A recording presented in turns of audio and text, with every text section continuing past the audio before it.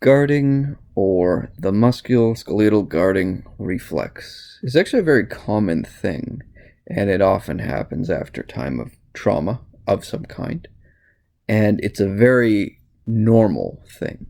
However, it becomes a bit of a mechanism that undoes effective manual therapy work, effective body therapy work, if it's not done with consideration to this reflex.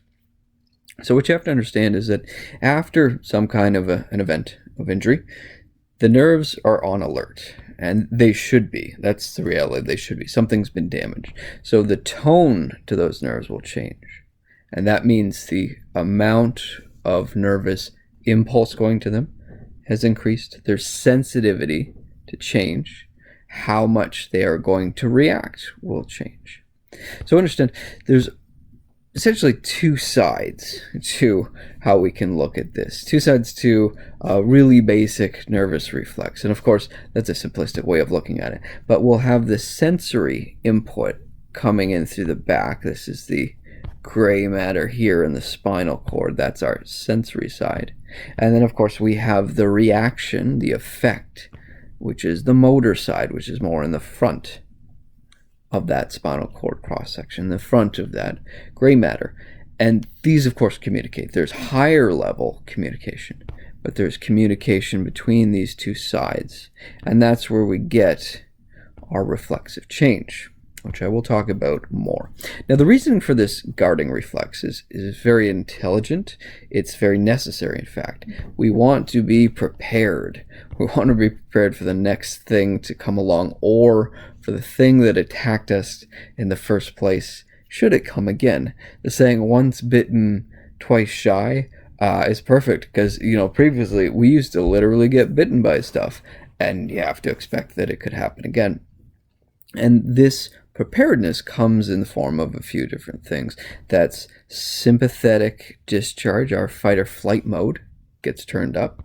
And with that, a byproduct is blood flow changes. And that means we actually get more blood flow. So here's, let's say, the axillary artery turning into the brachial artery. More blood flow to the muscles themselves. More blood flow to the heart and even to the lungs as well. And this is just a general tendency a little bit higher when we're in this sympathetic state. Doesn't mean we don't get blood flow to the guts, but we're putting the importance of the blood flow generally more to the muscles, heart, lungs, lower center of the brains. At the same time, too, we of course have some kind of adrenal effect, and this is a widespread sympathetic effect. They're very much all the same thing. These are different routes for the same thing to happen. And even though this is technically expensive, it is safer. It ensures a short-term survival. It's not cheap to run the body in this way because it has to be ready to go instantaneously. And it is not cost-effective in the long run, but previously it kept us alive for very long. Ultimately, this results in more muscle tone and a quicker changing muscle tone. So the reality is there's a mechanism, a total mechanism for this to happen. So we want to prevent an injury from reoccurring, that trauma from reoccurring. And that trauma comes in many different forms, which we'll get into, but we want to create a withdrawal reflex. We want to create some kind of a pull-away effect. And you probably know this. You probably have heard of this before. You've probably seen it. If not, you've probably had it happen to you, at least that. Where if some kind of a pain happens of some type to the hand or to the foot or really any part of the body, we want to pull that hand away very automatically. We will contract our bicep because we will be getting a sensory input of some kind. So there'll be a sensation right about here. That's the pain sensation. And again, it's going back to that sensory side, communicating to that part of the sensory spinal cord, the gray matter, and then it will send out an impulse to all of the muscles, really a whole bunch of the muscles that create flexion. In this case, this is a withdrawal reflex. We want to withdraw that. And you could throw in the brachioradialis and lots of the forearm flexors. In any case, what this does is it brings the hand away quite rapidly. Just going to clean some of this up before I keep going here. And in any case, now we'll keep that. I like that. Anyways, In any case, this is part of a bigger mechanism. So there are things called gamma motor neurons, which are so cool. I could go on for them for a long time, and I plan to in the future, but they are gamma motor neurons, MN for short, and they are helping to regulate the length and speed change reactions in the muscles. They coordinate, they communicate with the muscle spindle fibers. And so they are this interneuron section here. They're this part that communicates from front to back. And of course, we always have higher level communication. We have bigger regulation from, say, the spinal centers, the spinal tracts, the basal ganglia, the cerebellum, to name a few. And they will create bigger, more full body things, but locally small, function to function, part to part stuff, automatic reflexes, what we call short reflexes because they're happening at the cord.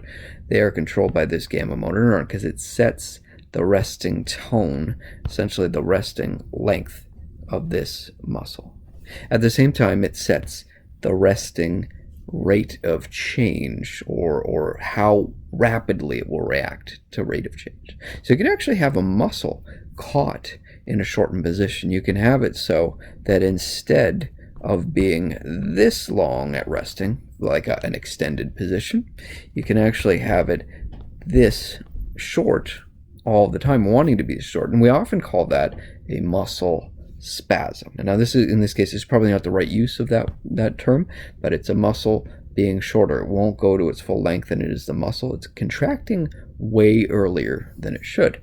But length and the rate of that change is important too. That length change is a reactivity. How fast is going is reported to the central nervous system, and that gamma motor neuron will be aware of how fast it's changing. If it's changing too fast, it's going up and up too quick, and the sensitivity of a gamma motor neuron is set too high, you actually see the muscle contracting way earlier on just a little movement. Let's say you, the manual therapist of some kind, want to just move that arm down a little bit. You're like, oh, it's stuck. I want to just bring it just that much, not even close to a real extension. I just want to bring it a little bit better position. Small goals. Good idea. But you move it just a bit faster than it likes, even though it's relatively slow for a normal person. Suddenly, this amount of motion jumps up that gamma motor neuron sensitivity. It jumps up the input, and that signal gets ramped up right away with little to no warning. And so this explains why we can see an exaggerated response, a reflexive guarding in the human body.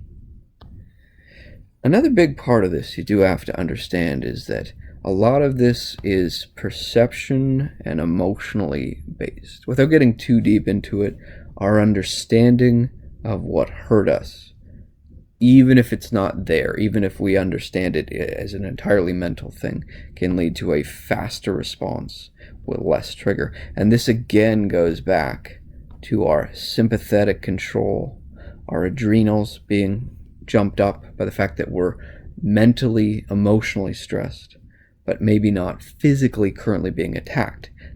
All these relate, and this will change our sympathetics. It will change our blood flow. It doesn't take necessarily a physical response to initiate all these reflexes. These are all built into the system and are all of equal importance. Ultimately, what this results in is a decrease in a range of motion. So we can start to see, just as a really basic understanding, as we start to attempt to move the joints, whether it's the shoulder because the biceps crosses that, the elbow because the biceps crosses that, and even we could talk about relations into the forearm. Really, any part of the body can be affected by this, but multiple joints can be less mobile because of it.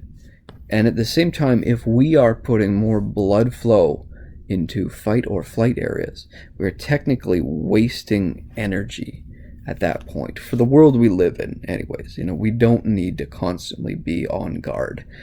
Mentally, physically especially, we don't need to constantly be ready to run at all times. So it's not a good energy use. This is a very nervous response, even though the end target is indeed muscles, even though these guys are where we see it. It is a nervous response. It's very different than a thickening and a fibrosis, where the muscle is essentially the culprit in a way. That needs to be directly reduced. But this is a nervous response that needs to be reduced and calmed down at that level in the way that it likes to. For those in the know, to calm things down, we generally use something called inhibition. And when we inhibit something, we can get these things to reset. There's many different modalities that use this, and it's worth your time to look up. Direct hard work is not always the thing you need to do, and it's especially not in this case. And when we take away, we inhibit this excess nerve tone, we can actually restore some of the range of motion, and we can get rid of some of the wasted energy process, the energy wasting processes. And this is why good manual therapy treatment can often become more than just pain reduction, more than just this joint hurts, can you make it better for me? It becomes a much more full body effect. Your endurance goes up, you feel better as a whole, and maybe your back pain doesn't go away right away, but gradually you feel more like yourself, maybe even years younger. This has been Alge. That's the Simple Lines Anatomy. Check us out if you can.